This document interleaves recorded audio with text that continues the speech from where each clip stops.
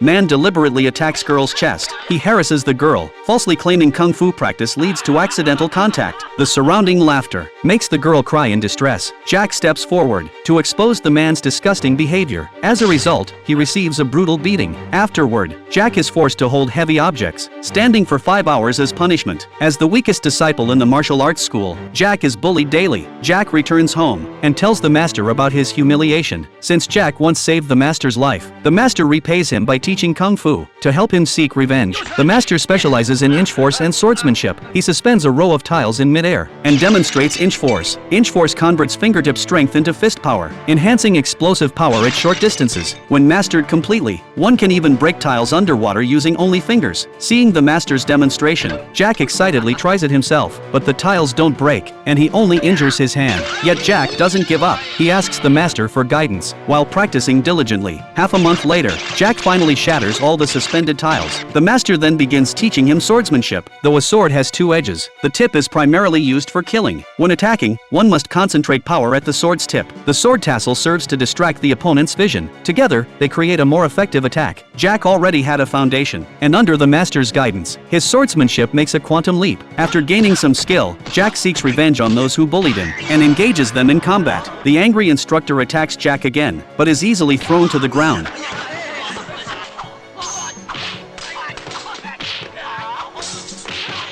Seeing how Jack defeats many without even using full strength, the others kneel and beg for mercy. Jack returns home victorious, only to learn the master has been killed. Before fully recovering from his injuries, the master had tried to stop thieves and was killed in the process. Jack becomes furious and vows to avenge his master. Jack first finds Charlie, one of the 3 killers. Charlie immediately attacks with fierce tiger-style kung fu. Though Jack lacks combat experience and can only defend passively, his strength and stamina exceed Charlie's. When Charlie tires and his movements slow, Jack uses inch force to strike Charlie's hand, causing intense pain. Realizing he's outmatched, Charlie unleashes a hidden whip weapon, catching Jack off guard.